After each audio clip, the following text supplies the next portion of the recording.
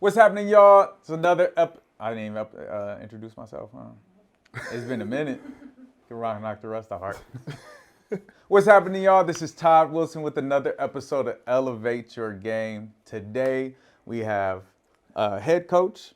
We have program CEO of his own training business, hoop head, city champ, all that good stuff. Steve Jones, man. Welcome to the show, my brother. Appreciate you, Todd. Yes, sir. Yes, sir. Appreciate you. We love to start this show off with the wall of hoop movies. Favorite hoop movie of all time and why? There's a couple missing, but I have a feeling your favorite movie's up there. Because if you're a true hooper, it's only one real movie. Yeah. And that is? I mean, he got games. I knew it. It's a classic. Those other movies are good, but I mean, he got game. Come on. You can't beat it from beginning to end. Like. So, my only complaint about He Got Game. Ray Allen did a good job, but he's not an actor, though. He's a hooper. And that's what made it so good, but it's also like when he was arguing with his girl and all that kind of them scenes, I'm like, He's not a good actor in today's world, but if you watched it during that time growing up, it was the best movie you ever watched. This is facts. This is facts. So, He Got Game is a classic. Like, Absolute classic. absolute classic. Yeah, There's nothing that can beat it. Yes, I love it. I love it. So, So we're just gonna roll right into it, man. So when did you fall in love with basketball? I feel like I fell in love with basketball when I started playing for the Cavs in 7th grade. It's when I actually started playing basketball.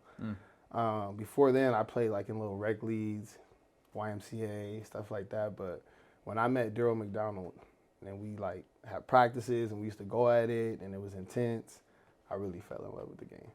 Love that. Love that, man. Daryl McDonough, OG. OG. The Cavs been around for 30-something years. Yeah. And so in those Cavs practices, what was different? What made you fall in love with it? Was it the intensity itself? How fast did you see yourself growing in those situations? Well, what it was I wasn't really good at basketball like that. Like I was just like a regular kid, whatever, and he was big on defense. And I used to go in there and I used to just try to lock guys up. And I could pick up full, I was athletic, and that highlighted my game when I was there. So it gave me the confidence to like, start taking basketball serious. And I grew a lot in that program. And it was mostly the intensity of the practice. So he used to say all type of stuff to us, like stuff that you can't say now, in today's coaching, but it made me tough, it made me mentally tough, and it translated to all other coaches I was coached by. So that is key, man, the translation of the game. And you're probably one of the first people on this show who got introduced to basketball at the same time as me. Like I didn't start playing until I was 11 in 7th grade as well. Oh, maybe 6th grade. It was like the end of 6th grade, but same kind of thing is like, man, like to you is go as far as you did with the game to learn it so late. Yeah. Well, what people think is late, right? But that attitude and being around the right people got you somewhere. Yeah, most definitely. Like Daryl was like a huge mentor for me because he always helped me understand like every single day is a new day and you got to go as hard as you can. You got to get the most out of your opportunity. So even though I started late, every time I went to a practice, I seized that opportunity. I played hard. I did what the coach was asking me to do, and I just got better. So you going in there and doing that, I'm sure that was rooted in something that was being brought up in your home. Is there something that, because it's important to see, because this, the show is for the parents and the kids. Yeah. What were your parents instilling in you at a young age for you to go in there and be effective right away? So my mom, firsthand, I mean, she might have been one of the strictest moms ever. And she just instilled in me like this being polite, listening to adults. Growing up, I had chores. I had to clean up the whole entire house. I was always left home alone, so I had to be responsible. And she used to have like real conversations with me. It wasn't just all stickler.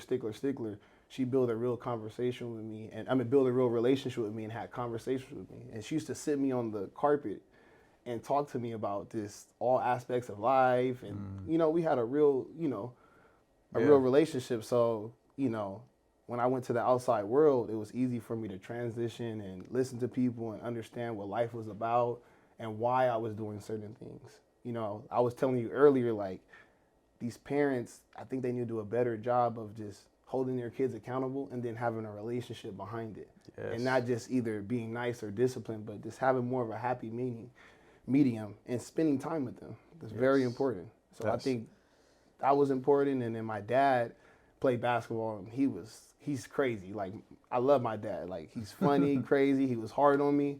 So I had a good balance, of both. So somebody that was really pushing me, and then somebody that was kind of like understanding and still held me accountable for certain things. So yeah, I'm bringing it back to the point that you made, that parents creating that relationship and spending time. I think parents mistake taking their kid to practice, talking to them about the sport all the way home and what they should have done and what they could have did. That's not really building a relationship. No. Having talks about life on those car rides are that's the biggest impact you can have on your kids, to show them that they are bigger than this game in whatever sport they play, and that you care about them and what's really going on in their life, because this is just a game. This could be gone in a minute. And so no, I think that's super important. And to piggyback off of that, the biggest thing for me is, like, parents should use basketball as a tool to teach them about, things that are actually going to happen in life. Yes. And not like, well, your coach didn't do this or didn't. What did you do to control your situation? Do you have a good attitude? Are you doing really what the coach is asking you to do? Are you asking questions? Like, are you playing as hard as you can? Are you giving 100% effort? And then are you doing the work outside of the practice that helps translate to what the coach wants you to do? So that's what life is about. And, a success, if you're successful in that, it's going to translate, as they grow and get older. They're not going to be used to blaming this coach, because you might not like the coach. You might not like your boss. Right. But you still got to do what you got to do to get the job done. Yes. Right? So that's my biggest thing that I've noticed. And usually the kids that are in my program, they're molded that way. And I'm always educating parents as well. Right. And some of them are like, they're so eager to get the kid good so fast. And I'm just like, let them enjoy and like basketball. What if they don't like the sport? What if it's too much for them? The parent likes it, though. But they see the money. Everybody's going to the NBA. That's what this is about, is that education. And I'm glad that you implement that into what you do. And it's at the root of who you are, so that's dope. All right, so from the Cavs, you got middle school basketball. What was that experience like? Were you guys playing AAU? How high level were you guys playing at the time? So I started in 7th grade. I went from being probably the worst player in the team to 8th grade to being the top 3 players on the team, and we became like the #1 team in California. Cool. We got invited before Nike EYBL. We were in the Nike EYBL when Nike first started doing tournaments. We played in Portland, Oregon. We went to the championship, and we played against Sebastian Telfair's little brother. We lost to New York Lightning. New York Lightning is now an EYBL team. Right. So people don't even know this, but Cavs could have turned, and they could have been Nike, and Daryl turned it down. Because he didn't want to, get all those players. And I know he's had players in the past, AAU Nationals, but that transition where EYBL was starting, we had a chance to do that. And then after high school, our team kind of just broke up. But we were very, very, very I was like good. On that made hoops, like what made hoops is now. We were on that level. Like, we never lost games. Like, I have trophies all over my house from the Participation trophies? No, first place trophies. Okay, so you don't keep those, right? No. All championship want to make trophies. Sure. Like, we were really good, very good. So who were the other 2 players that you played with? You said you were top 3. Jonathan Bell played with us. Chris Yanku. Okay, yeah. Who else? There's Kennedy Edwards. Those were like the main group for the most part. Other guys like played football and other like sports as well. But the point was, we were together. We developed together. We knew each other. And Antoine Johnson was there. Okay, Antoine Johnson played for us. So we were elite. We picked up full 94 feet. Like, really good. Do you still use the stuff that you learned in the Cavs defensively now today? Oh, of course. It doesn't go away, right? It doesn't go away. The game's changed a little bit, but I use the same. Daryl used to teach defensive techniques. So, like, guarding the ball, learning how to sprint in front of the ball, staying square with the basketball, and then just playing hard. Like, really I always tell my kids, like my post-grad kids, just because you're breathing hard and huffing and puffing, that doesn't mean you're playing hard. That means you're out of shape. That means and they think because they're tired, like, I am trying, but no, you're not in the right spots at the right time. You know what I mean? Playing hard and smart. So being able to compete and think at the same time, that's playing hard. Yes, that's why I tell people, effort is a mental, physical, and emotional thing. If you ain't got your emotions in check when you first walk in there, you're not prepared You're to not play. prepared You to- can't give yeah. that effort. If you're mentally not there, like Yeah. you said, if you're mentally not there, being Yeah. in the right spots and Yes. thinking with the coaches and applying it, being Mhm. able to apply it, you're not Yeah. giving real effort because Yes. attention Yes. is effort. And then some kids just play basketball to play basketball. They don't play to win. Mm. Even in a pickup game, they're not necessarily playing to win. They're playing to hoop. It's to play Yeah. basketball. So there's a difference. Players that are playing to win, like winners, and players that are playing to hoop. That's great. I've never thought about it like that because Yeah. I never I don't care what I'm doing. Yeah. I play with my daughter in my house. I dunk on her. Yeah. Like I am playing to win. Yes. That is crazy. Yeah. Kids, listen to that. Listen to that. That's a big one dope, for me. man. Yeah. That's dope. Really big one. So going into high school, so you start Mm-hmm. off at Alamany. How'd you get connected? Well, I kind of know how you got connected Yeah, to Alamany, yeah. the connection to Daryl. And Yeah. So Trey Meeks recruited me from the Cavs. you're and- not allowed to recruit Oh, my in bad. basketball. It's Did okay. I- He don't coach no more. I don't Shout out know. Trey Meeks. He was I on the show. You're good. I'm messing with him. Trey Hey. Meeks was recruiting at Alamany. Love Trey Meeks. My family loved him, loved his wife, loved everything what he was about. They wanted to bring in another freshman, Max Gersey. He was like the top point guard in the area. Their AAU team was actually the other team that was good, California Supreme. So it was like Cavs, California Supreme. I think we'll beat them, we beat them, whatever. So I went there, started on varsity. It was one of the best experiences of my life. I only went to public school my whole life. I don't Okay. know anything about private school. I wear collared shirts. So it definitely molded me and matured me. It helped me on the academic side. Never struggled academically. My mom was on me. Every time I got home, 2 hours of homework, and I got adjusted quick. So I never had problems with academics. I even have a master's now. Always had, my academics were always good. I was supposed to go to Taft, but I didn't go to Taft because my mom thought the school was going to be like ghetto and all, whatever the deal is. But it definitely worked out for the best. Like we had an amazing year. As far as like me and Max and our development, I think we had 2 other freshmen, but it was great to play varsity as a freshman. Yeah. That's big. And start Yeah, Mission in the League. Mission League. Let's That's- talk about it. I have kids now Right. who are freshmen in the Mission League who are Yeah. playing 20 minutes a game and Yeah. almost have an attitude about it. Yeah. Like, Bro, you that's- in the Mission League, Yes. outside of Yeah. the Scholastic series Yeah, yeah. and the grind session, like where the Yeah. Yes. those guys are. Yes. The Mission League is the top Bro, that's in the country. and back then Mission League arguably was Who a were little the better. who were the dudes? So this is what 2012ish. This is 2009. 9. 2009. Jeez, I feel old, man. Aged you. Loyola was good. They had before Parker Cartwright. We were playing against Miles Cartwright. Yeah. Who was there? Jordan Gathers, and that team was loaded. I don't know if you remember. Chaminade had Jules that was going to Long Beach State. Verban Day was in the Mission League back then. I'm missing Harvard Westlake. Right. Harvard Was always a lead. Had 2 bigs. They were always good. I think I'm missing one more. Who else? Oh, Crespi was always good in basketball because all the football players played basketball, and then they would have 2 guards that actually played hoopers, basketball. yep. So it was more physical, and that was a great experience. I'm not gonna lie. Yeah. That really prepared you for that prepared me anything, for right? a lot of things. Yeah. And then you went to another kind of defensively focused coach with Meeks, and with so Meeks, and that got me on the floor. that makes Defense got sense. me on the floor. Man, tell the people because I Defense think got you me got on the floor. you got introduced to the Yeah. game with a defense. Hey, we gonna play defense. Yeah. And that opened up the door for everything else. Yeah. Like you said, you weren't even that good, but because you can lock up, Yeah. and then the skills. Yes, the came skills after. slowly. Once I got to Alameda, that's when I started scoring and getting to the basket. I started getting up and dunking the basketball. So my biggest thing is not only this defense, but defining people what defense is. I tell people all the time, like, you can do your scoring from defense. I would get 2 or 3 steals a game, off the ball skills, on the ball steals, and rebound the basketball. Yes. So those type of things they keep you on the floor, and that allows you to develop.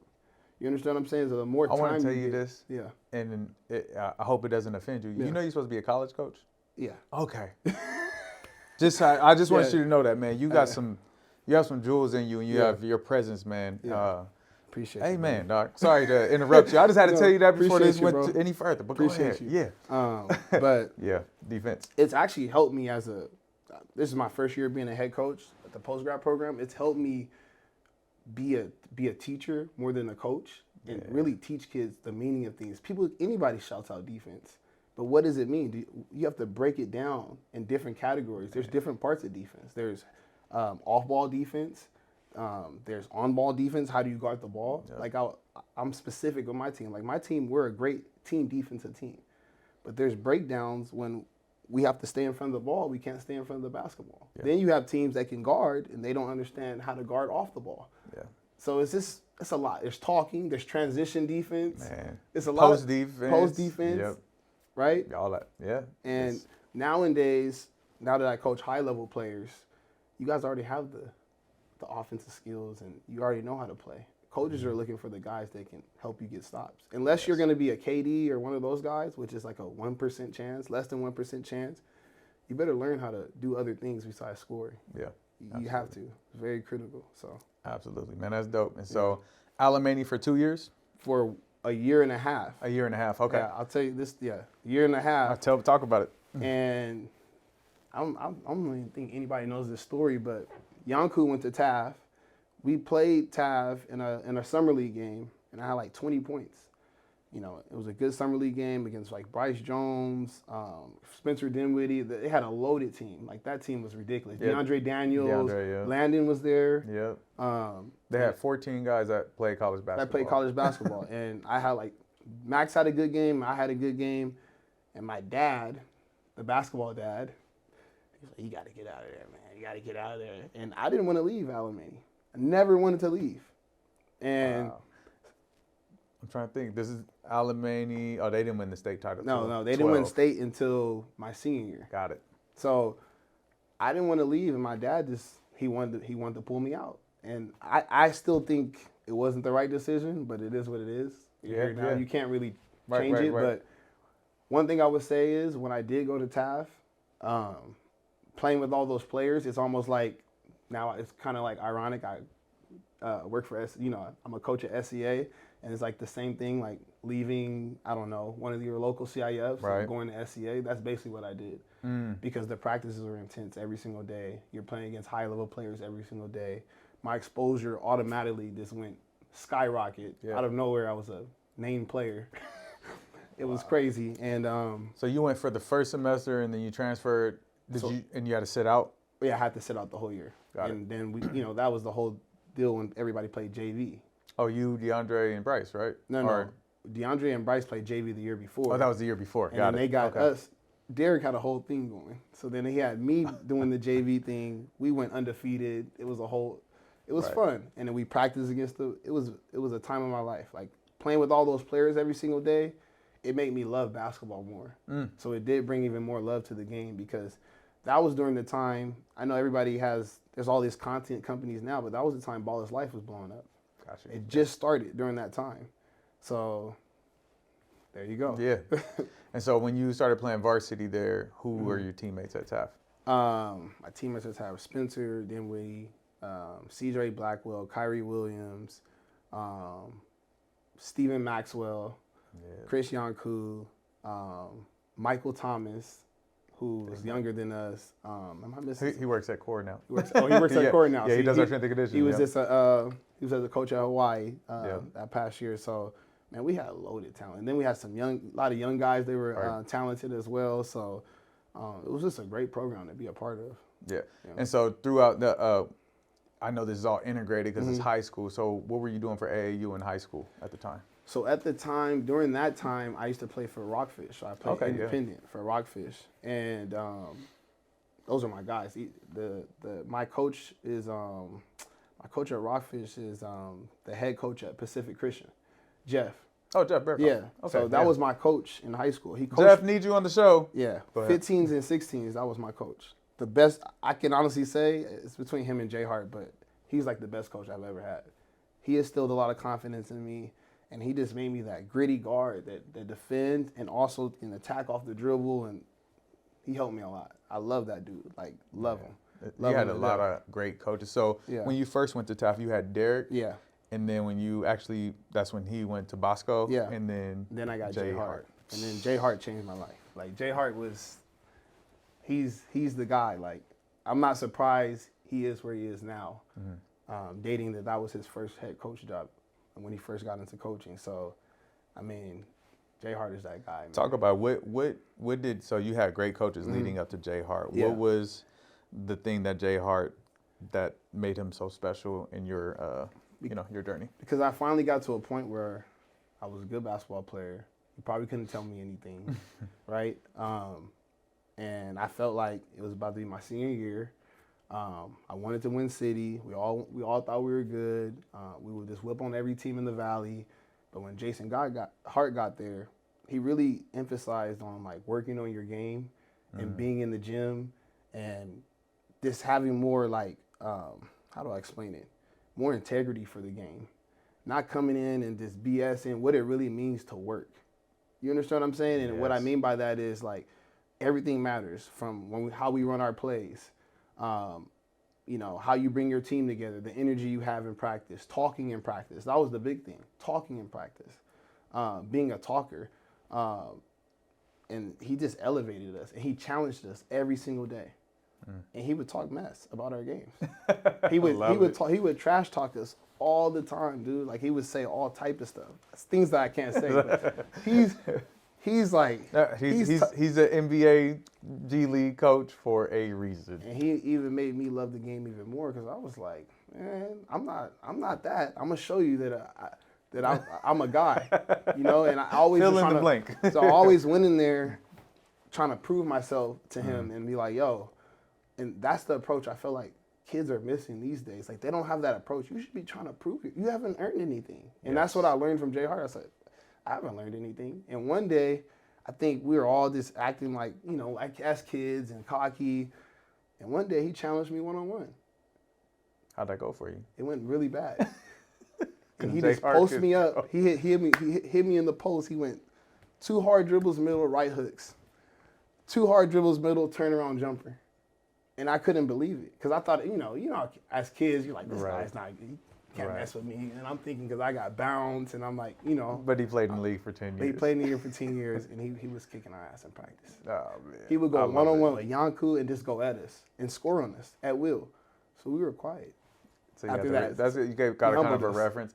I think it's important. This is a little commercial break from your journey and story, but for coaches to still play the game, I believe is so important. I see it now, and I understand, the experience, but being in shape as a coach, and still playing the game because the game is changing and ever evolving, year by year almost. And so for you to not play and try to coach a kid on something you did 15, 20 years ago, is not the same on the court. You go out there and do it. You show me. And so us trainers, we have to show, right? The good ones, you see it like we're showing the moves and we know the details, how your body moves and defensive reads and all that. And I think that's what probably makes you a great coach because you still play the game as well. Yeah, I definitely play the game. And being a trainer and being a coach is very, very important because being a coach has helped me as a trainer. And being a trainer has helped me as a coach because as a trainer, you have to be detailed, right? And you have to show them and you have to tell them and then you have to say it again. And then you have to make sure the kids that you're teaching are able to explain it to somebody else. That's being a great teacher. That's the biggest thing. And then as a coach, I'm like, now I understand I'm a defensive coach. Okay, if you probably dribble 3 or 4 times this way, it's probably not going to work. You need to understand where the help is. As an offensive player. That's my biggest thing. Like, guys that play with the ball, I'm like, do you not see the guy right there and help? That's probably going to be a pass. So this, having them understanding the floor and angles and gaps where to drive the basketball and how to play without the basketball, that's one thing as a coach. Now that translating into being a trainer, I do a lot of how do you play without the ball? Just the way guys just catch and shoot. The game is so easy and simple. Like, it's so easy. And the more you can do those defensive things, and you want to be that guy, do those defensive things that we talked about earlier in the show. That will give you more of a window. To, okay, now maybe I can do a step back dribble maybe one time because you locked up. But also you know how to defend. So when somebody's playing defense on you, you know how to score on them. And that's what I learned from I was the same way. My coaches taught me how to be a defender. That was the first thing I learned how to do. It was like very similar story, except for I didn't, past high school or junior college or whatever, I didn't play. But same thing as far as that defense is your calling card, Todd. And but that's what took me to even working out with pros now is that I can play defense on them. Yes. And the natural progression of a trainer. Yeah. That's how I know a good trainer. They progress and they become a coach. Yeah. Because that's what naturally happens. If you are teaching the game and training and developing the right way, then you are going to become a coach. Yeah, Phil Handy and Chris Johnson told me that there's two ways to do this. Yeah. You either start your own independent business and continue to train, but you're still a coach. Yeah. Or you go into college and the league and you're going to end up being a coach. You're going to transition up because it's a natural progression if you're growing. Yes. So for those people who are still just skills training, hey, really think about what you're doing. And it's in love. Hey, are you getting better? Yeah. If you're still doing the same stuff you was teaching 5 years ago, are you getting better? So, 100%. Yeah. 100%. No. Dope. So end up winning the City League title 2 years. 2 years with Derek and Jay Hart. Man. So 2 years in a row. I think we were the first, me and Chris Yanku and Brandon Perry, we were the first three to ever do that. So I can always say that. My name is on there twice. Heard that. Hey, get your buddy. Get your buddy. On there twice. Get your buddy. So college recruitment, how did that go in high school? What was that like for you? So early on in my senior year, I was getting recruited by a lot of Big West schools. I was getting recruited by basically a lot of mid majors. Didn't make you did that without playing on a big circuit. You were on Rockfish. No. So I missed the whole. So I left Rockfish, and I went to the first Under Armour shoe circuit with ICANN All Stars. Okay. Yeah. And that was the first time Under Armour had started their circuit. We were sponsored by like Brandon Jennings. We had all these shoes. And when I went on the circuit, I actually started getting recruited. Got it. A whole bunch of mid-majors. I think the issue with my recruitment and the early signing was classes at TAF. Okay. Because you needed all these core classes, and that's another thing I want to talk to. I mean, I'm pretty sure the guys have it down now, and parents have it down now, but back then it was hard at TAF to get the right classes that you needed for college. No, it still happens. So it's still happening now. It still happens. Okay, so this is very important. I never had bad grades. I don't have F's or D's or C's, but I didn't have core classes I was taking. They had put me in like classes that didn't count towards college. So when I was getting recruited, they were asking me for my transcripts and stuff, and I was missing like 2 core classes. So in the second semester of TAF, I ended up taking a 0 period and a 7th period just to be eligible for the NCAA. And then 2 of my classes from Alamany didn't transfer over because it was a religious class. So that's the reason why recruitment kind of dried up a little bit. But I will always get calls from like Sacramento State, Santa Barbara was on me heavy, and then Riverside, of course. Dennis Cutts recruited me that whole entire year. Like I knew I was going to go there for the most part.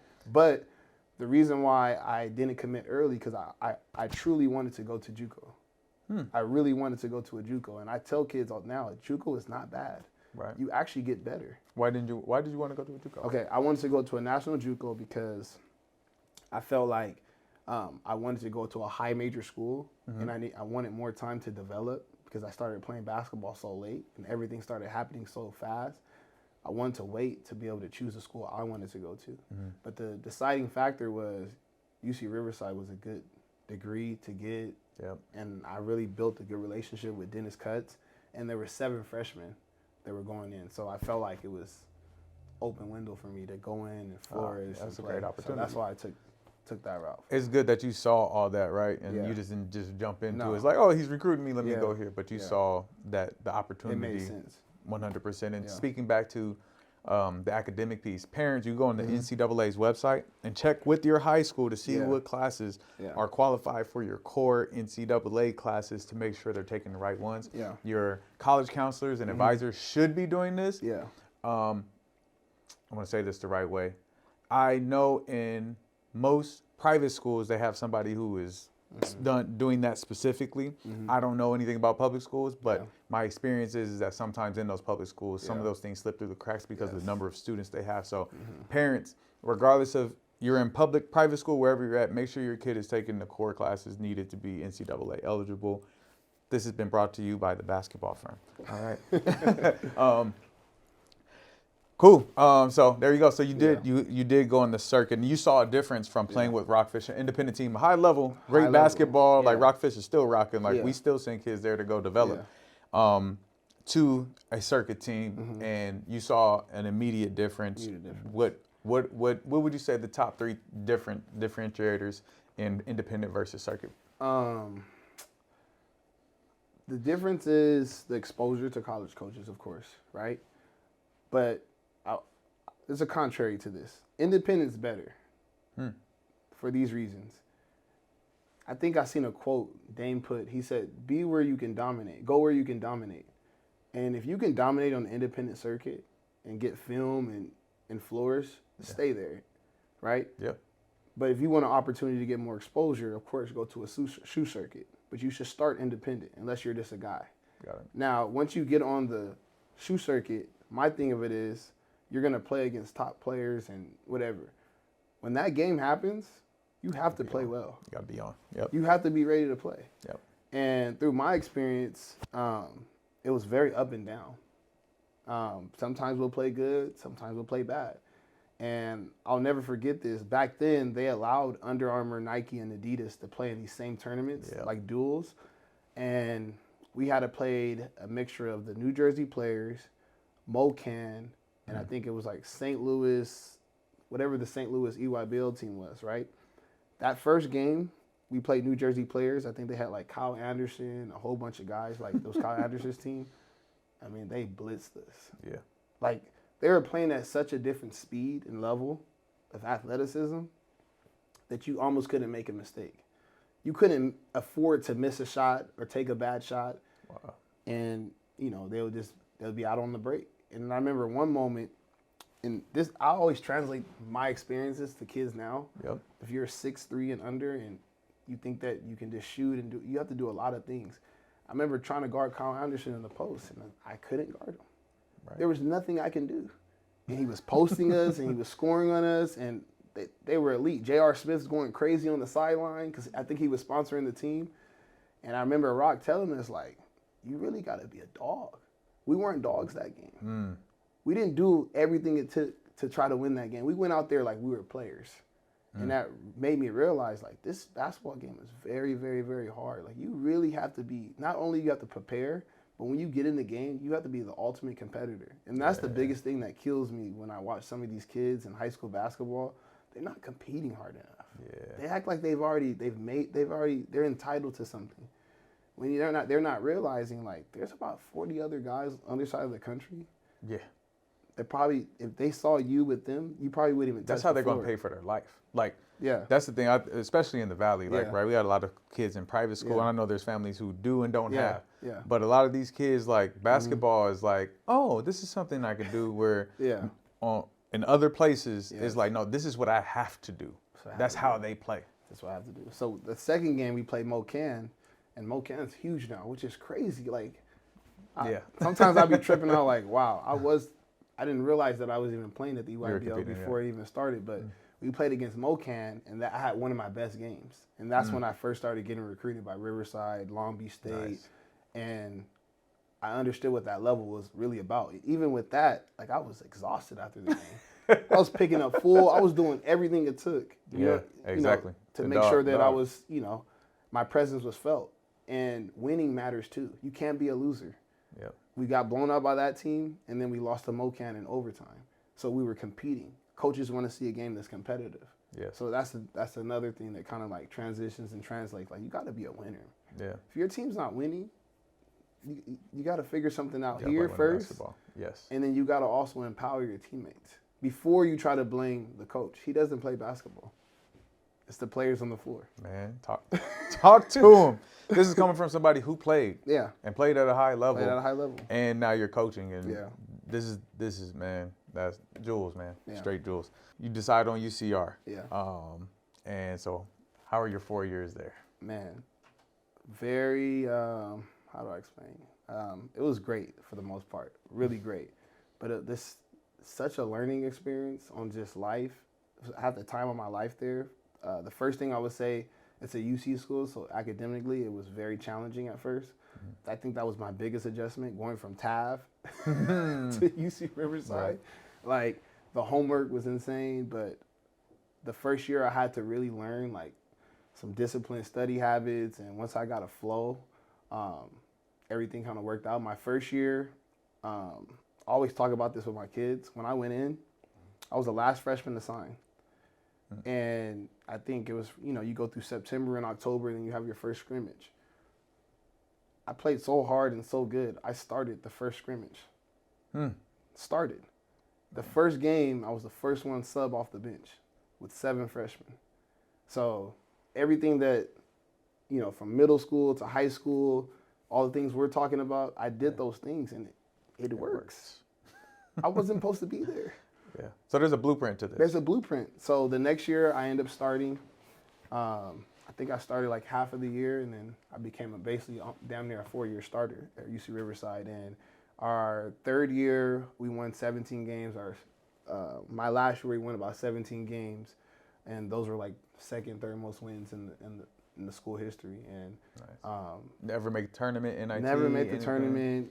How far did you guys get in the quarterfinals? We didn't do. We didn't. It wasn't like we never won too much, but it was a great experience. Played against UCLA. We won big games, lost tight games. I had a full Division I experience. Yeah. But we never made it that far. But I played with high level players, and I played with high level players that were in the league. Played against them. Yeah. Like Hawaii was really good at the time. There's a good highlight. Hawaii was favored, I think, 21 points. We upset Hawaii. Was this when Mike Thomas was there? This was when Mike Thomas was there. We upset them. They were favored 21 points, and they were a tournament team. We upset them. I think we beat UC Irvine a couple times with Mamba Duke. But that league was super tough back then. Yeah. Really tough. UC Davis was really good for 1 year. Yeah. So it was just a great experience. Man, you got to play Division I basketball in Southern California. Hey, Riverside's still Southern California. Don't sleep on the IE. I'm from Corona. And during that, I'll tell you why that experience was great too. During that time, in the off season, that IE area of hoopers was very, very elite. Crazy. I want to talk about that. Please do. Let's highlight the IE. I remember we used to have runs at Riverside. We had to have runs at, there's a Corona gym. I forgot what the gym was called. First place complex, or not first place, it's some complex. I know what you're talking about. Compton Magic used to little tournaments there. So we used to have always have these runs, like super elite runs. Like Mike Caffey used to be there. And then the Mellow Ball, the Ball brothers started coming. And when I say like it was elite, I knew LaMelo was going to be LaMelo. I was telling people LaMelo is that guy. He was like my favorite player to like play with and play against. But those runs are so elite. I had a great time. The basketball in that area, the people that I met during that time are in my life till this day. So I want to shout out Cliff. So there's a trainer there at Cliff who used to train me in college. He taught me how to train because I used to train with him. So a lot of things I learned were from him necessarily. Cliff now works with J-Law. He works in J-Law's gym. Okay. Now, but yeah, me and him were super tight. And then the head coach, the assistant coach is now the coach at Justin Bell at Santa Margarita at Riverside. And then our other assistant, Keith, is the head coach at J. Sarah. So it's like a full circle, like even with that whole entire group. I trained Jalen Bland and Taylor Johns, who play overseas, and played on my team. What else? That whole team, we all got like some type of synergy. I brought Chance Murray there. I don't know if you guys know Chance Murray. No, I know the name. Yeah, he came there a year after, but tons of friends. People talk about this going to college and playing basketball. I got so much off the court from that school. The networking. Tell people. My coach, he's the one that put me in the master's program to help me get my master's after that. And then the friend group that I have there, we're still friends to this day. I have a whole group chat of guys that dope. So no, I think it's important. They all have something to do with basketball and probably doing different walks of life. Different walks of life. And my first job after basketball was with Uber Technologies. I became a manager in a corporate business at Uber, was through a connection from UC Riverside, that has nothing to do with basketball. Right. So before basketball, I already had a career. Before I started coaching and doing all this, I worked at Uber for 3 years, and I was a corporate manager. Wow. What kind of, were you doing any basketball, or were you just I hooping wasn't. in rec Well, leagues? I did. Well, I would hoop in rec leagues, and then I eventually got into this whole training thing. This whole training This thing, whole right? training thing. So yeah, And that's so- actually one thing I wanted to pinpoint, because kids, they think that they have to go to college and go overseas, and it's like there's other things that can happen in those realms, because everybody's trying to reach something. You're around good people. Right. So that's the point of going to college. Right. And it's the same discipline, focus, and every hard work that Yeah. you put in through basketball Yeah. that granted you those opportunities to work in a Yes. technology company. Yes. Right out of college. right I'm out of sure college. the pay was pretty dope coming Yes. straight out of college. It was and very low. Yeah. being able to transition that, and you still came back to hoop at the end of the day. It's passion, man.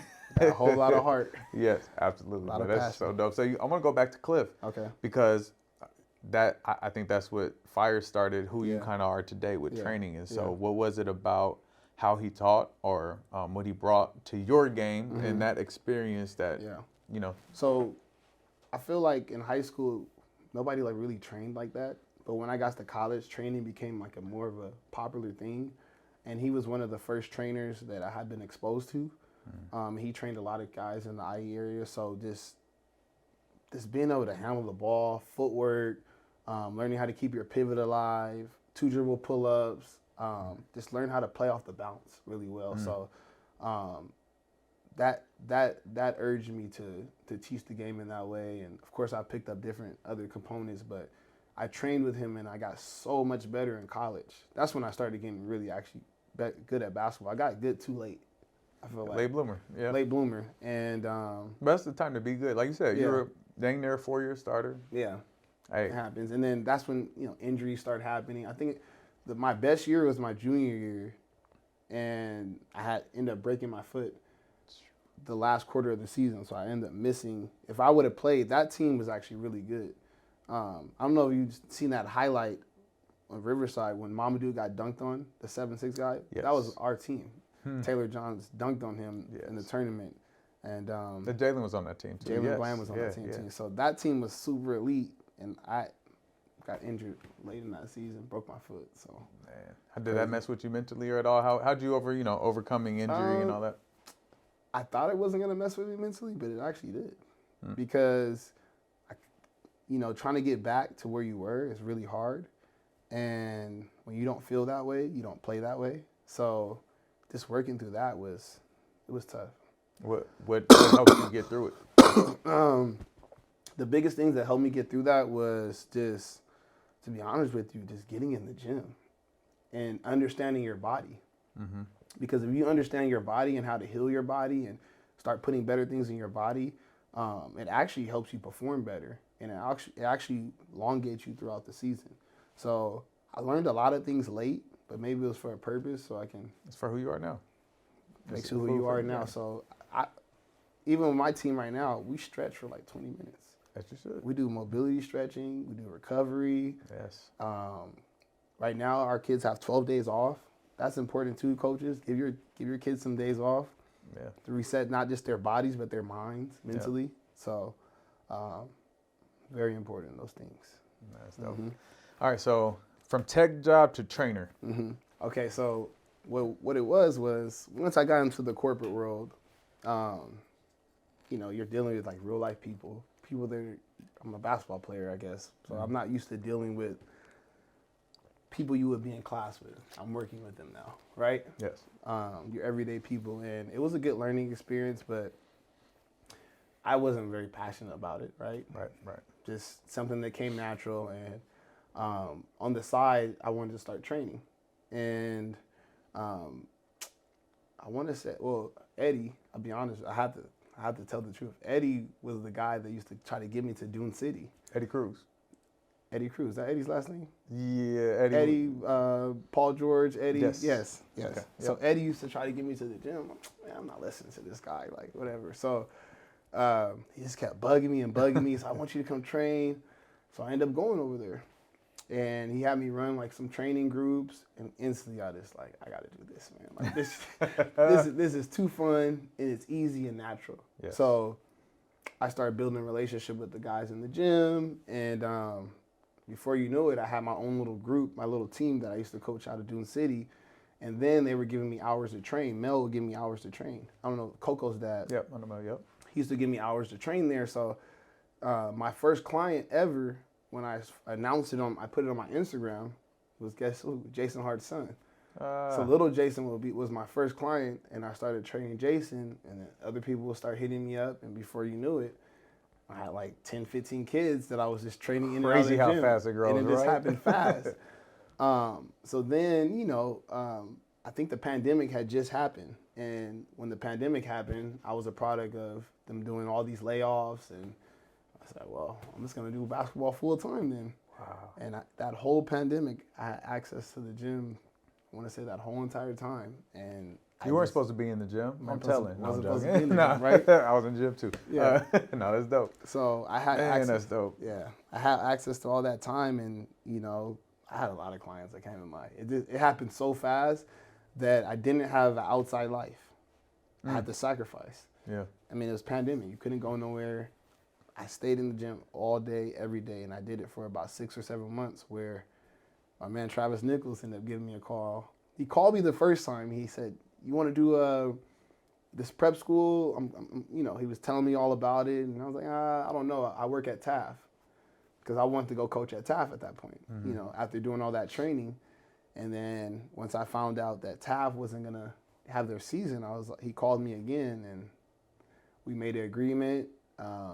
He had me go meet Julius at the gym, and it was a done deal after that. It's been there since. Yeah. Man, that was what, 5 years ago? 4 years ago. 4 years so ago. This is my 4th year at SCA. Man. And that's when it just started. Right. Literally from the sand. Yep. Literally from the sand. I was there. So, Travis was with me at Core I forever. know. And then He ended up telling me that story. Yep. Yeah. I think we actually spoke about you before SCA. Really? Like, yo, do you see, who's that cat? He's that. Like, yo, he out here, and you could tell Yeah. by the work, like, oh, he know what he doing out here. Yeah. And I think I must have been in Dune City one time. I don't know what I was doing there, Yeah. but I seen you train too, Yeah. and I'm like, okay, Yeah. like he got it. Like, Yeah. So that's so dope, like full circle. It's a full circle thing, man. And so ever since then, man, like, oh no, I trained with Steve Jones. Oh, dope. Like, I love it. Yeah. Like, and because I think we probably have, we don't even know, we probably have mutual kids that we've trained. Yeah, probably. Yeah. For sure. Zach Broadus. Zach Broadus. Zach is one of my guys. Zach was on one of my first, his older brother was on the first team I coached at Shepherd Sports. I trained him first. Greg. Yeah, Greg, yep, little Greg. I trained him first, and that's how I got Zach. There you go. So, no, That's small crazy. world. Him, Yeah. There's a bunch, all these little kids now. And so, man, love your work. Yeah, love what you do, appreciate it, man. brother. You can tell, you know what you're doing because it's applicable to the game. Yeah.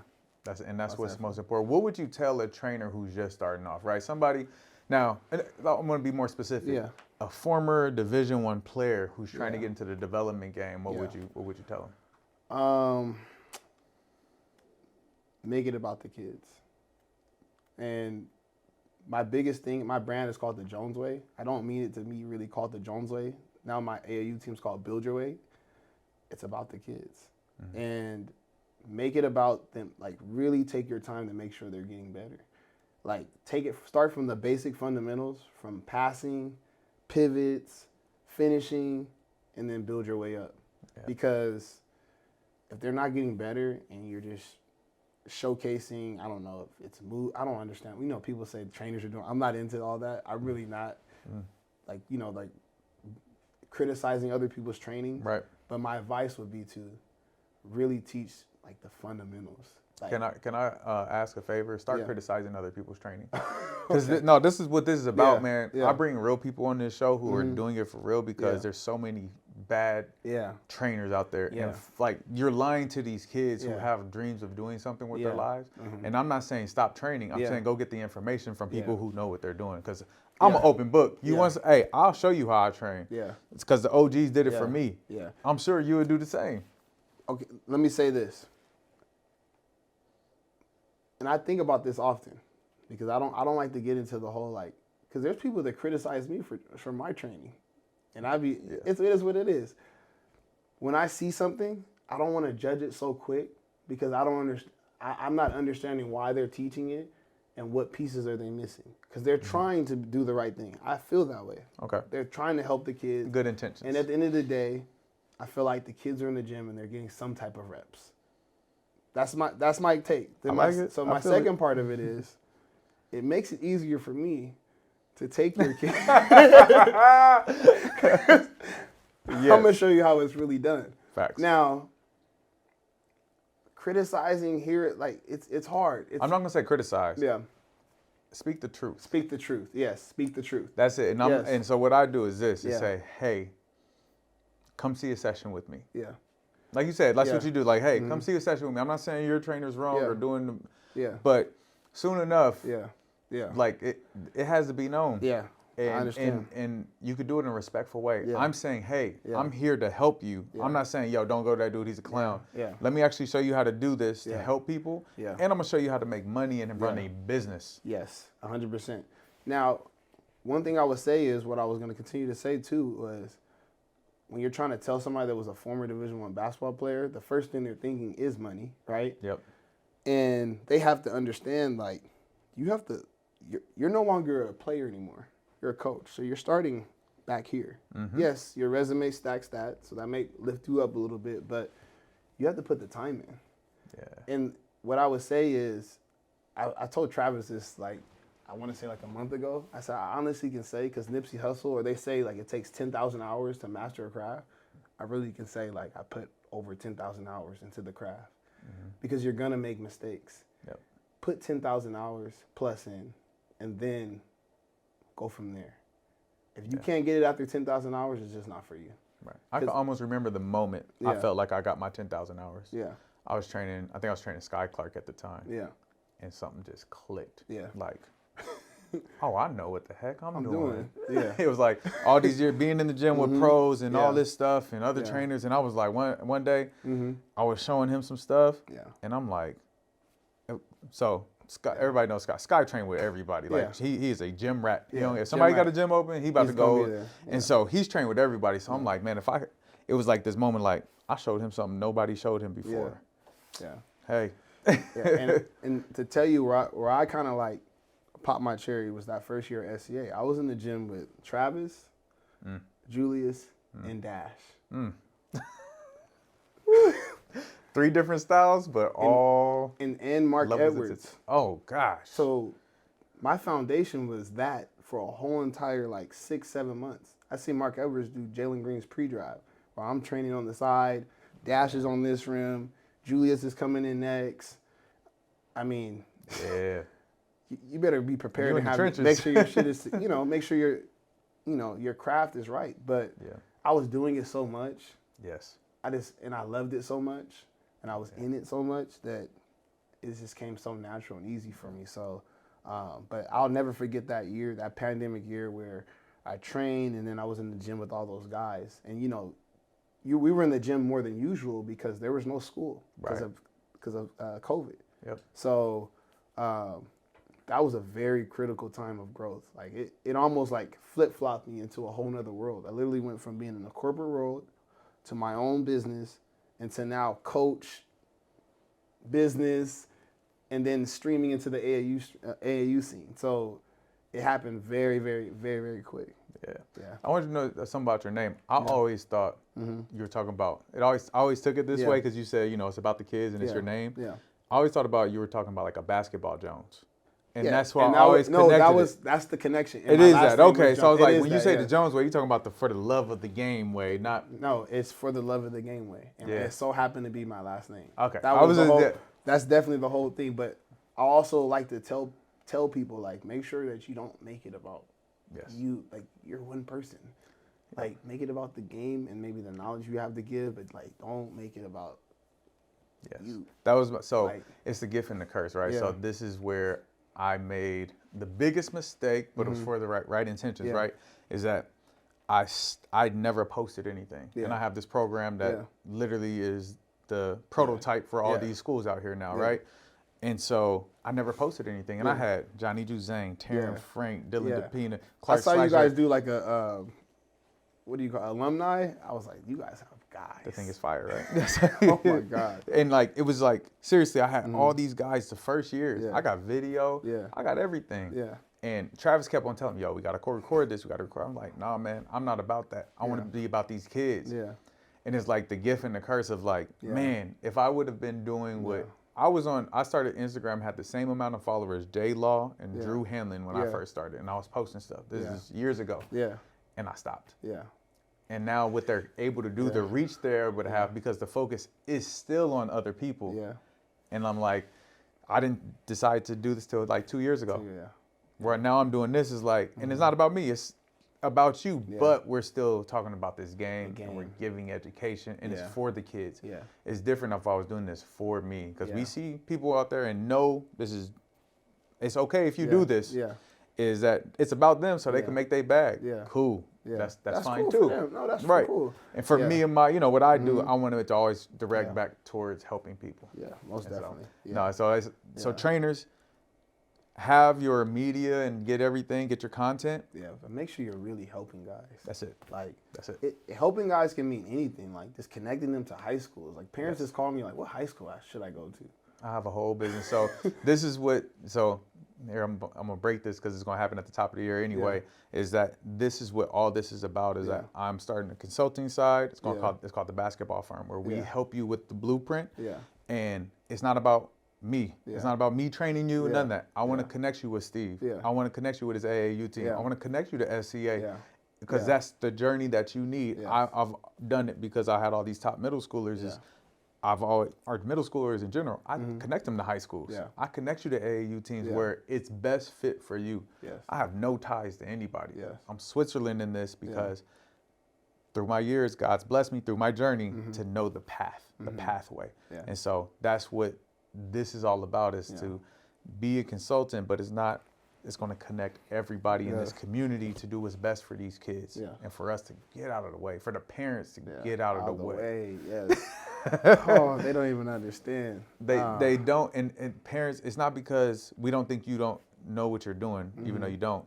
It's that we do know. Yeah. Because we're not at your job, executive, doing your job. Yeah. We're not in the doctor's office, prescribing medicine. Yeah. We've been along this journey, and we've helped people along this journey. Yeah. And we do there's a blueprint. There's a way that you do this that is successful for most. Yeah. Now, you got outliers. You got the LeVar Ball way. Yeah. Hey, that happens too. And you want to try that? Cool, more power to you. Yeah. But most of the kids journey one way. Yeah. And there's a right way to do it. There's a right way to do it. I like that you're starting that and doing that, because the other thing I was going to say was for the coaches. Yes.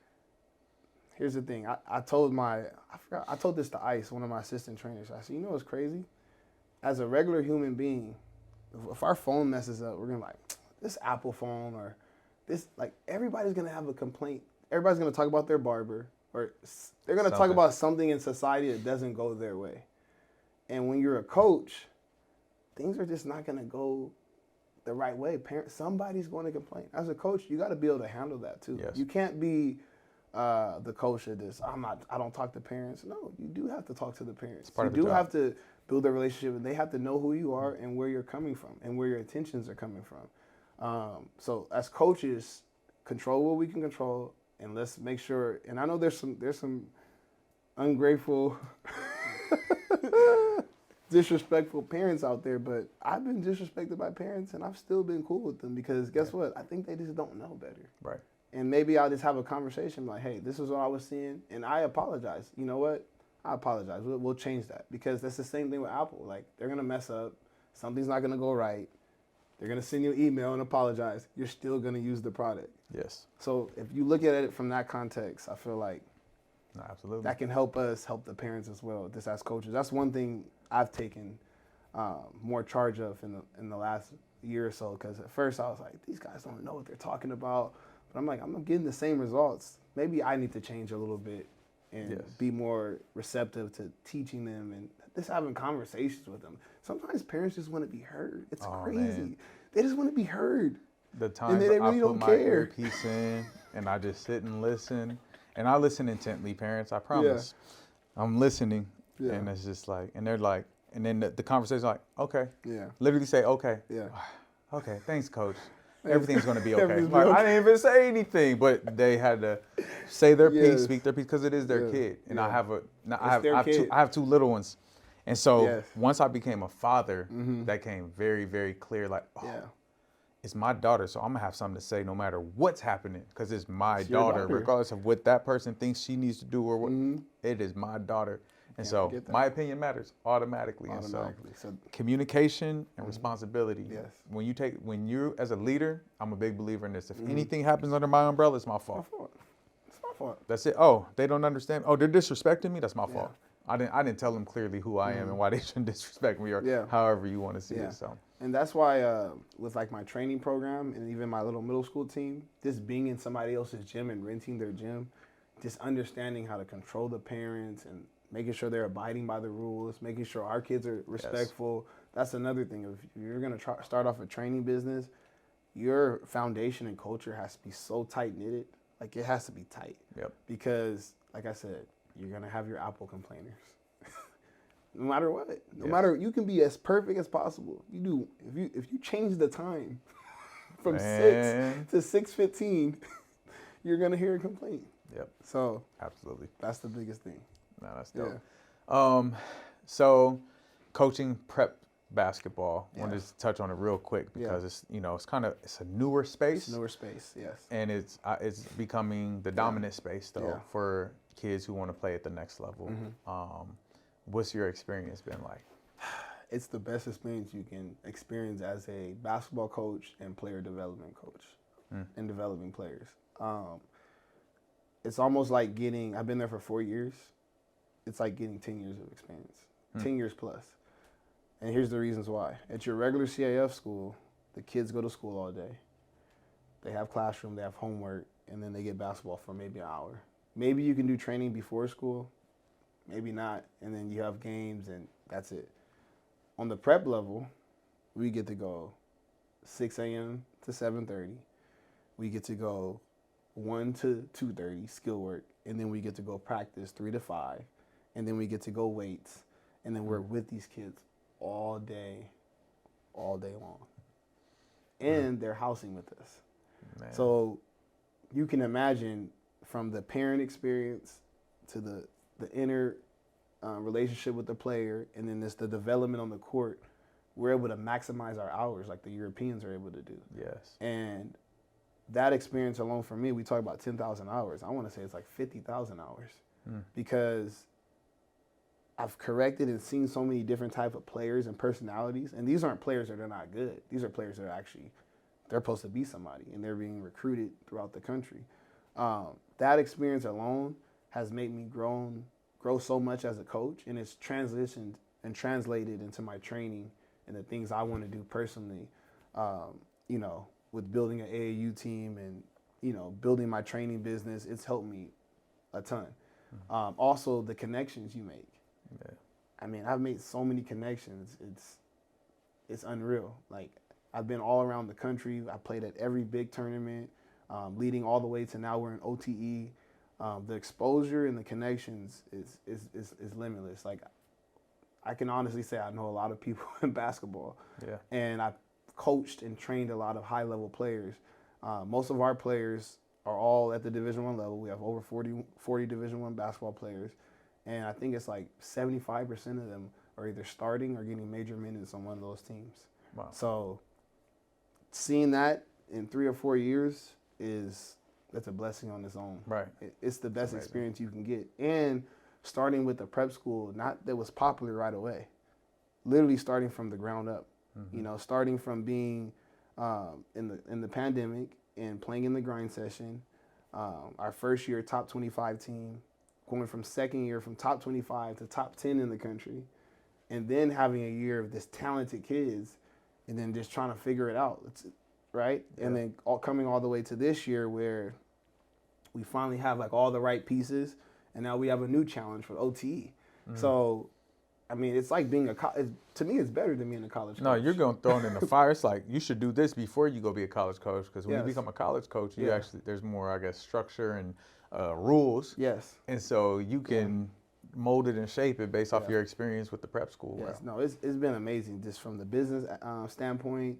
Like you said, structure. It makes me be more structured because who's going to tell me what to do? I'm the one leading everything. So my habits have to be right, and I have to be organized, and I have to communicate. And then we're trying to build things, right? at a college, things are kind of already built. You can just tell Susie or somebody to do something. When we're trying to build something, we all have to come together, be connected. We have to put in the time in the gym with the kids and actually get them better. It's just been amazing, bro. Like I can't like shout out to Travis Nichols for giving all of us coaches there in this program this platform, because every coach in this program has grown. From Julius to me to Brendan Taylor, Rubes from last year, Steve Bake was in our program. Right. Like we've had a lot of good coaches in our program that have benefited, from the platform that Travis has kind of made for us, and he's in Florida now. Right. So doing it all, starting from scratch. Same blueprint, but something different. Yeah. It's been amazing. It's been really, really fun. We built something really special there. No, that's awesome, man. Yeah. That's dope. I think that's definitely great insight for somebody who doesn't know, and for parents and kids who don't understand how prep school works, what it is. And these kids are going on. If the goal is free college, there's an opportunity there, 100%. Yeah. You just have to love this. You have to love it. You have to love the game. If you love basketball and you want to take that extra step, I would say prep is the route. If you have a good situation with your CIF, dominate where you can dominate. But if you have an opportunity where you need to be challenged a little bit, hint at a couple guys that are the only good kid in their school, and you know you're a high-level player, challenge yourself. You don't have to come to our school, but find a way to challenge yourself. Right. Because like you going from Alameda to Taft. Yeah, you want to be prepared because you don't want to be the guy and then you see this talent and now you see that this guy's been through these experiences, and it's like, even though you average 22 and that guy averaged 8, he's kind of more ready to play. So parents, remember that points don't matter at all. Man, they do not matter. Say it again. They don't matter that as much as you think. So it's all about ability and capability. So you can average 20 just getting fouls and layups because you're bigger and stronger. And then when the floor gets space and you're playing the same guy with the same athleticism and build, can you make a consistent 3? Can you drip? Like, I always say this as a trainer, I want you to be able to do everything. So they can't say you can't do this. Yes. Give the coach a reason to take you off the floor. Yep. Give me a reason. Absolutely. I love that. That mindset of players being able to do anything regardless of their size, I think is a huge disagreement in the basketball community. Yeah. Especially with, I'm going to say old school coaches or coaches who see the game a certain way. Because that's my thing is like, man, you have to be able to access every part of the floor and be able to be effective. Now, I'm not saying that, I got a 7-footer, I want him to shoot threes all game, but he better know how to knock down a corner 3 and a top 3. He better know how to do that. You got to, and it's a slow, steady development in every facet of the game. And I like that you said that because we see a lot of our kids go to college and don't play. And it's a product of not just the coach. It's a product of, can you get there and adjust? Can you get there and adjust? Okay, he doesn't want you to put the ball on the floor right now. So can you play better off the ball? Can you get 2 or 3 steals? And then maybe that'll open your window up. Yeah. And if you talk to good players that have been in programs and they've all of nowhere started getting playing time, they'll tell you like, oh, I just came in, I hit a couple corner 3s and now coach didn't even know I can do this because I just stayed at it. You have to fall in love with the game, not your game. Fall in love with the actual game of winning, not just your game. Your game will open up as long as you do the things that can help that coach win. And it might not be catch and shoot. Amari Bailey, I didn't think he caught a shot at UCLA at all. Not really. I think he was like driving to the basket and, hey man. Yeah. That's just how it works sometimes. The coach controls your playing time, so do what that man says. Be do capable of doing whatever he asks. They Yes. recruit you because they see you fitting into their program at some level. Find out what that reason is. And keep on working on your game, like you're saying. Fall in love with that process. Keep working on the things that you want to be able to show and improve on. But also, it's weird because we're saying it's almost... We're saying that, hey, coaches want you to do a certain thing, but you got to be able to do everything. Yeah. And both are true. Yeah. It's not one or the other. It's not like we have somebody big, hey, when you go to college, all you're going to have to do is rim run and dunk. Yeah. yes, but I also have to have footwork on the perimeter to be able to rip through one dribble, two Yes, dribble, and make a decision. Absolutely. Yeah. Decision making. And like the thing about it is things change too. A player gets hurt. Another player starts playing really good. Maybe your role diminishes a little bit. Man, it's a lot. Things happen, man. It's strange because maybe because I'm a hoop head. That's what it is. You hit it on the nail. Because I see it in the NBA. I went to an NBA game, and I just told my kids this. Like, I always text them stuff in the chat. Coaches, always send your players information on this, things that you see. I'm watching Klay Thompson. People are talking crazy about Klay Thompson. They were. Bro, this guy guards the whole game. And he's 6'8". People are confused. Like, I think when kids like that, oh, he sucks, or Because he's Klay missing a few He threes. missed a few threes. This guy is so elite defensively. The things he was doing, I teach active hands, like having your hands up, fingertips to the air. I mean, he's active. Like, he's bothering guys on passes. Like, it was amazing to see. I said, And he he's keeps really, guys in front of and him. he keeps guys in front of him. And I don't think kids are seeing, like, Yeah. No, they see him miss threes right now. But actually, the last 4 games, he's been getting. he's been hotter, but what's keeping him on the? Do you think Steve Kerr is going to play him? Not play him because he's missing threes? Right. He's playing him for a reason. Yeah. Like, that's how more critical it gets. The higher, and that's another thing I tell my kids. The higher up you go, like when I started starting, and I was getting like big time minutes. Now they're looking like, Steve, you went 1 for 5 on 3. You're shooting this percent. Like, the game gets harder. Now you have to perform. Now you're gonna. Now if you don't continue to perform, now you're back to where you're back to square one. Even when you get to the league, those guys are good, but now they're looking at their percentages. You shot 3. I think I remember I was watching the Clippers play somebody, and Coffee was shooting from the corner, and I was like, if he misses one more 3, they're done with him. He had missed like 3 in a row. And he had he had the nuts to shoot that other one, and he made it. And I was like, he's lucky he made that, because that's how critical the NBA is. Like, you miss that, oh, we can't play him for the rest of the season. Yeah. Or they tell you don't shoot anymore. Right. Or maybe the players stop shooting because they want to save their percentages. Like, the game gets Or you can start getting passed to because you're missing it. Something. Whatever the deal is, but the journey is very long, and that's what it is. Have the ability to do everything. Yeah. Like, that's the whole point. Like, this. Maximize your abilities and capabilities. Maximize them. So, yeah. Last piece we're going to touch on here. You started middle school AAU program. Yeah. Probably more coaching for you. Yeah, and, more coaching. What would encourage you to do that? So when I went to the district, I started training at the district.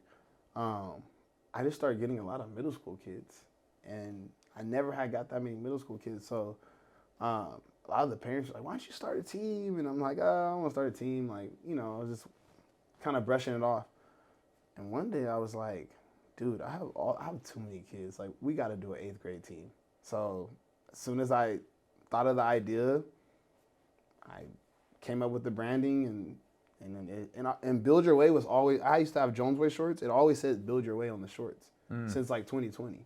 So I was like, just call it Build Your Way Elite. Perfect. And then I made an Instagram page, and we played all summer, and I literally fell in love with the program because the kids got so much better. And I was like, oh, it works. Because you're showing them the development, you're Yes. training them, and then coaching you them. get to coach them in the game. And that's the best part, because it's middle school, so we can do this we can do anything. They can have the ability to do anything. Yep. And I remember for a whole month, I was like, these kids can't pass. So we did passing and training for like a month. Everything was driving, kick, passing. This all different types of passing. And I think we went to an AVAC tournament, and we played one of the made hoop teams. And I'm like, we're up by 10 points. We ended up losing, but we're up by 10 points at one point. And I was like, oh, it works. And we were playing the right way. And I'm not, I could talk, some of the coaching out there is just, it's it's terrible. bad. We talk about it all the time. Let's talk about it. You're not telling guys to run to the 2 and the 3, and this is the 4. Like, they don't even know positions. They're just out there just doing anything. Yeah. And they're getting their kid shots. Yeah. Whoever their son is or nephew or. It's so bad basketball that it actually helps guys like me, but then it hurts as well, because a lot of those kids are older and they stack the teams. I don't really care about that. I think I really have fell in love with finding young kids and just build them up and That's it. you know, build up their heart, their toughness, and find a real love for the game of basketball. And then the training will speak for itself. There you go. Yeah. Let that speak for itself. So 100%, and that's what core is about. Yeah. Like that's literally why I do it. Is like I don't care after 8th grade, you could continue to work with me. yeah, We could figure it out. Yeah. But no, man, the foundation is there. You know how to train. You know what it's supposed to look like. Yeah. You know the attitude you're supposed to have in there and the work ethic you're supposed to have. Yeah.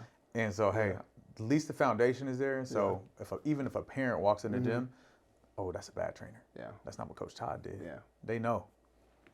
I had one of my high school kids actually hit me up like yesterday. Coach, we got to get in the gym. Yeah. And this morning we're working out, and he's like, I'm like, dang, man, where's your touch at? Like, he's shooting like darts at the board, at the rim. And I was like, he's like, Coach, that's why I'm back here. They ain't doing it for me. They ain't doing it. And it's like, cool, you understand what you need, and I'm glad that you at least know. Like, even if I can't do it, you know that you have to go get this part of your game and work on it. So. You got to. Bro. That's dope, man. I hope to continue build your way. That continues to build, man. Most Don't be afraid to hop into the high school. Yep. If you want to, man. You got an 8th grade team. Hey, if it happens, it happens, right? Yeah. You said independence a good way to go. So, hey, most definitely. we're going to hop into our next segment. My Rushmore. Mount Rushmore. Okay. So I got something for you. Okay. Since you're a Taft alum. Oh, okay. Man. Top 4 Taft players in the last 25 years. Top 2000 4 Taft players. Whew. That's tough. No specific order, just 4. Just 4. The best player I ever seen play at Taft is Bryce Jones, R.I.P.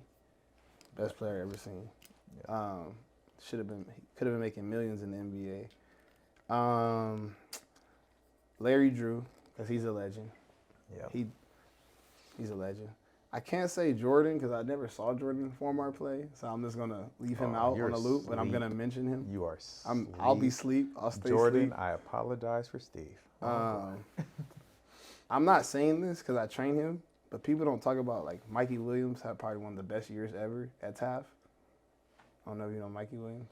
Oh, Michael Williams had one of the best years ever at Taft. Mike was going and crazy. he went from freshman team, sophomore team, JV to varsity. Wow. Nobody knows that. So He plays overseas now. You got to give credit. He plays in the Philippines. Got to give credit to that. So him, and then from my roots, I'm gonna say Chris Yanku because we're the only 2 players that got 2 city championships with 2 different coaches, and I think he has when his senior year, he's like one of my best friends. He has the most points in Taft history. If you could look that up. Yeah, he's got the most. Google that. Yeah, he has the most points ever in Taft history. I'm pretty sure nobody has more points because after we won city, this last year they just won city. I don't think there's no player that surpassed that. So, yeah. But shout out to a lot of other players. Definitely shout out to Spencer. Okay. Spencer is my Spencer is definitely. I'm gonna say my legend. 4 would have to be Jordan. Yeah. Jordan was go Google Jordan or YouTube Jordan at Taft. Like ridiculous. Just pulling up just different. Larry Drew, point guard, man. Yeah. Like I just love the way he plays the game and seeing him develop. Kihei Clark. Oh yeah, Kihei. That's my sleeper, man. I tell people all the time, my favorite point guard. How I say this? Sky's a point guard, but he ain't a point guard. I know. He's kind of like everything to me. Like, so Sky's my favorite high school player ever. His sophomore mixtape. Yeah. This is besides the point. Sorry. Yeah. So, but Kihei. Yeah, Kihei. He's different. Cold. Yeah. And then, is that 4? That's 3. Who'd I miss? Oh, Spencer. Shout out to yeah, man. And that's missing so many. So many. Yeah. Shout out to Derek Taylor. DT had talent. And even Jay Hart when he was there, and DT coming back. Like, it's talent, man. Yeah, it was so much talent through there. I mean, you can name a whole list of guys. Right. Like, crazy. It was elite. Super elite. A lot of history in there. Dope. Yeah. All right, and so now this is where we flip the script. You become the interviewer. 2 questions for me. 2 questions for Anything in the world. What was your biggest challenge with starting prep middle school? My biggest challenge starting prep middle school, man, that is a funny question. It's probably now. Really?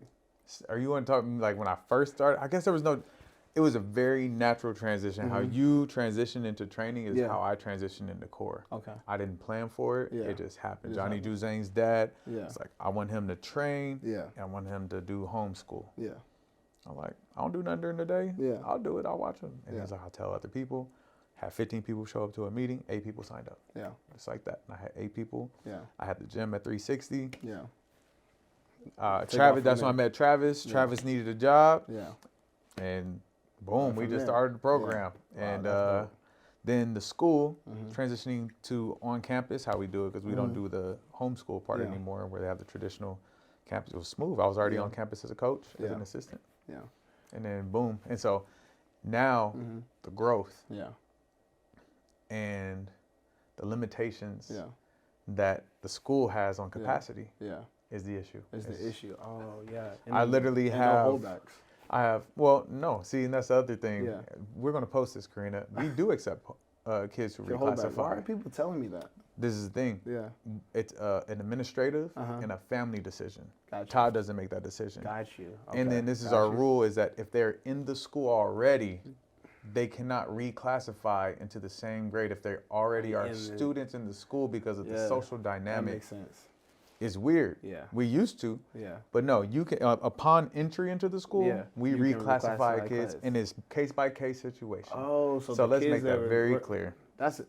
Oh, there it is. Yes, and I think people, I'm gonna say what it is. I think people said that to just discourage people from applying Got you. and not trying to come Not to trying school. to come. But Okay. no, we do. Kids Got still you. get reclassified. Yeah. We don't do it as much as we used to do in the past. Yeah. It is definitely case by case, but Yeah. we do allow kids to reclassify Yeah. if it's the right situation for Yeah. them and their family. Got you. There you go. Makes sense. So yeah, that's the tough part is just scaling, right? Scaling. It's always scaling, and with our business model is very Yeah. unique. So Got you. Okay. I guess my next question is, I mean, I don't have a family, but how do you like manage basketball and then how do you turn the switch off? Because this is a 24-hour job. man, having an understanding wife. My Okay. wife is amazing. She understands how I Yeah. help people and what I do, and so we have an agreement on what time the phone goes off. Yeah. And there are certain people who can call me past that time that Yeah. she knows. Yeah. And I make sure my end that there's balance. I don't Yeah. do anything after 3 p.m. anymore. Yeah. I'm That's in the good. morning, early morning training. Like my first client's at 5:15 a.m. Yeah. I train in the morning till core starts at 8. Yeah. Core's over at 3.